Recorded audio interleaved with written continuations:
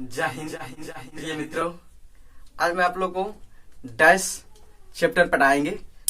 इसमें पूरे कंसेप्ट देंगे, इसे ध्यान से देखें और समझने का प्रयास करें। तो बिना समय गंवाए वीडियो को स्टार्ट करते हैं।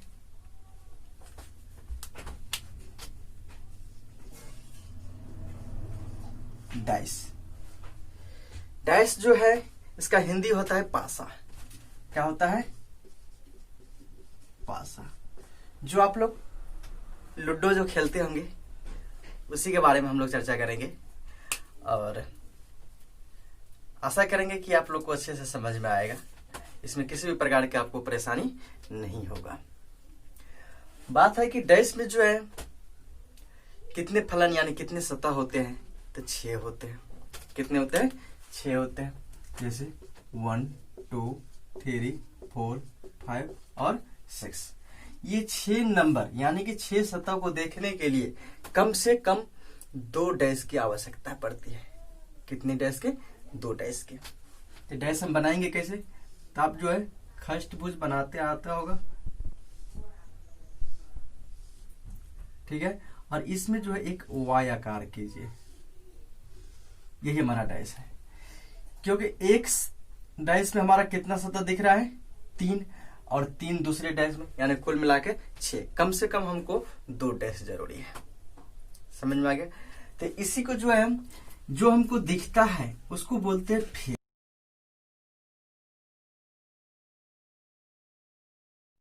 ध्यान रखिएगा कि इसमें जो है सबसे ज्यादा रोल जो है वो फेस का ही है, ठीक है। फेस का ही सबसे ज्यादा रोल होने वाले है। तो अब जो है बात आता है डैश कितने प्रकार के होते हैं। डैश हमारा 2 प्रकार के होते हैं, स्टैंडर्ड डैश और एक होता है रॉन्ग डैश। रॉन्ग डैश, एक हमारा स्टैंडर्ड डैश और एक रॉन्ग। बात आता है कि स्टैंडर्ड डैश किसको कहेंगे और रॉन्ग डैश किसको कहेंगे। है बहुत आसान, बहुत आसान। तो स्टैंडर्ड डैश जो है हमारा होता है कोई भी 2 सतह यानी कोई भी 2 फेस। ये हमारा जो फेस है 3 फेस हुआ, ये कोई भी 2 फेस का जो हमारा सम जो होगा वो 7 नहीं होना चाहिए।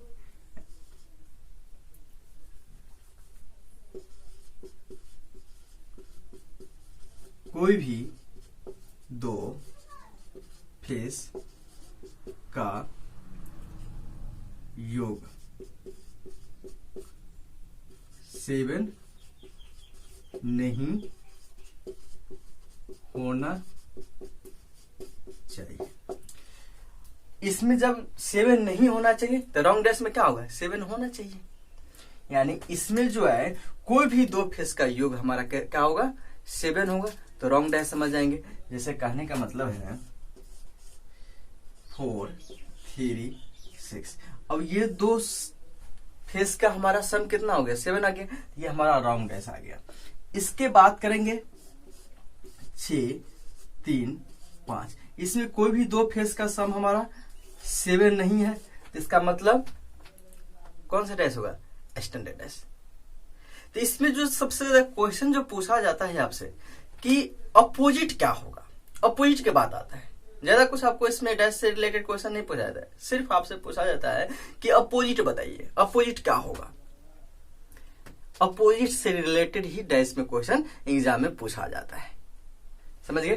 तो आपको कहा जाए स्टैंडर्ड डैश में कि 6 का अपोजिट क्या होगा। यहां पर 6 है तो 6 का अपोजिट क्या होगा? तो 1।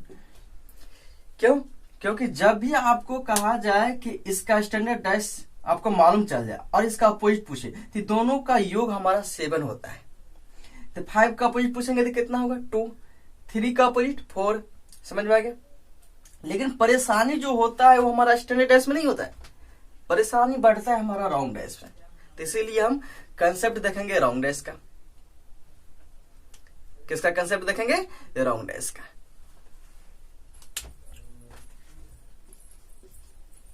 रॉन्ग डैश के बात करते हैं तो इसमें पहला बात आता है, पहला रूल इसको कहता है कि जब 2 फेस, कितना फेस? दो फेस कॉमन हो अर्थात बराबर हो, कॉमन हो तो तीन फेस टोटल दिखाई देता है, जिसमें दो फेस का होगा कॉमन हो जाएगा। तो जब दो फेस कॉमन हो जाएगा तो तीसरा जो हमारा फेस होगा वो एक दूसरे का अपोजिट बन जाएगा, एक दूसरे का हो जाएगा अपोजिट हो जाएगा। यानी जब दो फेस कॉमन हो तो तीसरा फेस एक दूसरे का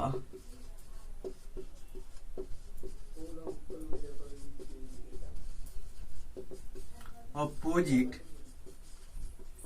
बन जाता है। समझ में आ गया? जैसे कहने का मतलब है कि 4 3 6 2 3 6।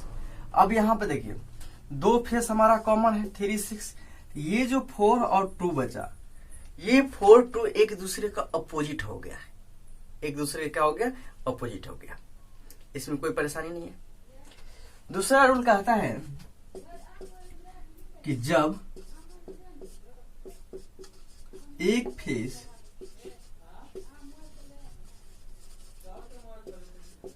कॉमन हो, कितना फेस कॉमन हो? जब एक फेस कॉमन हो तो कहने का मतलब ये है जैसे 4 3 6 5 3 4 नहीं 5 3 1 कर लीजिए, 5 3 1। अब यहां पर कितना एक फेस हमारा कॉमन है, तो इस सिचुएशन में क्या करते हैं, जब हमारा एक फेस ही कॉमन हो और हमको अपोजिट चाहिए तो हम कैसे निकालेंगे?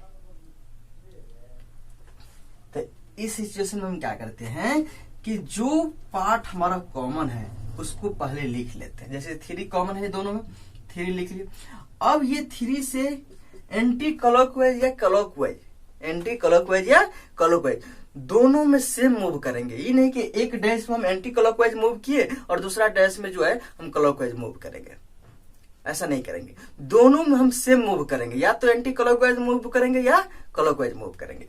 तो इसमें हम क्या किए 3 क्लॉकवाइज मूव कर रहे थे 3 4 6, और इसमें करेंगे तो 3 5 1। अब यहां पर देखिए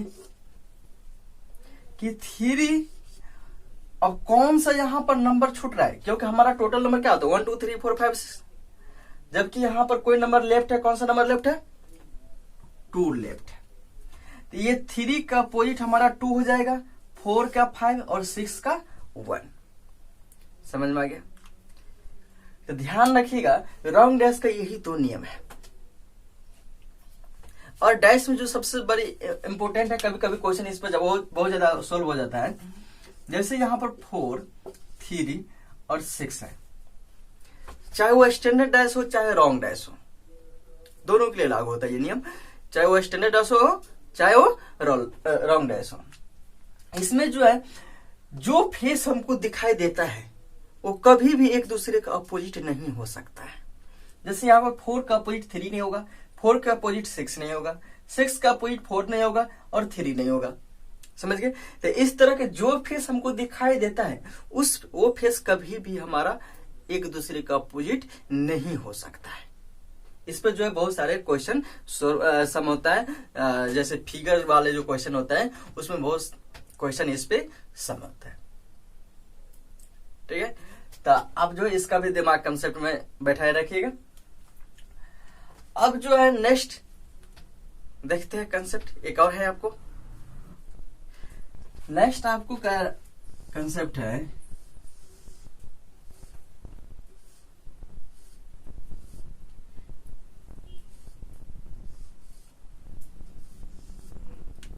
A B C D E F। इसमें आपको एक बॉक्स छोड़ के अपोजिट होता है। ठीक है, ध्यान दीजिएगा।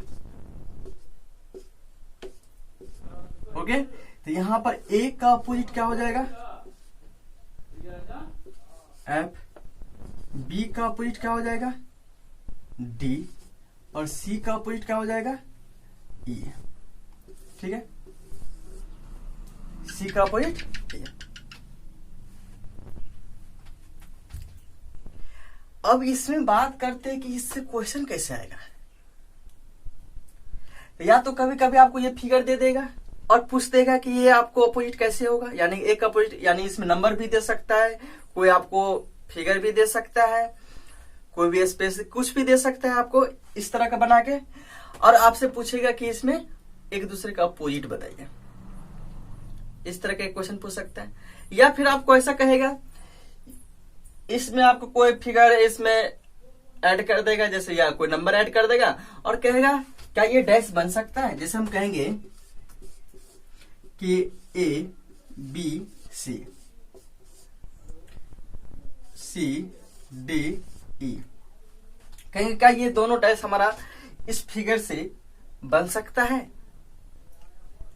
आपको यह चूज करने के लिए 4 ऑप्शन दे देगा इस तरह का, और इसमें कोई भी आपको एक ऑप्शन चूज करना है कि कौन सा ये डैश हो सकता है। तो देखिए इसमें कैसे चूज करेंगे। ए का अपोजिट क्या है एफ, इसमें एफ नहीं दिख रहा है, चलिए सही है। बी का अपोजिट क्या है डी, जो इसमें नहीं है। सी का अपोजिट क्या है ई, यानी ये डैश हमारा निर्माण हो सकता है। अब जो है यहां पर है सी का अपोजिट क्या है ई, जो यहां पर है, यानी ये डैश नहीं बन सकता है। समझ गए, अच्छे से समझ में आ गया होगा। आशा करते हैं कि आप लोग को समझ में अच्छे से आ रहा होगा। यदि आपको और कोई चैप्टर में किसी भी तरह का कोई परेशानी होती है तो आप कमेंट करके बताएं, और उस चैप्टर पे जो है हम खास वीडियो बनाएंगे और आपको समझाने का पूरी तरह से कोशिश करेंगे। यदि अभी तक चैनल को आप सब्सक्राइब नहीं किए हैं तो फिर आपसे रिक्वेस्ट करते हैं कि सबसे पहले आप चैनल को सब्सक्राइब करें, जिससे आपको सारी समस्या को सोल्यूशन यहाँ पर हो सके। पूरा वीडियो देखने के लिए आपको तहे दिल से धन्यवाद। जय हिंद, जय भारत।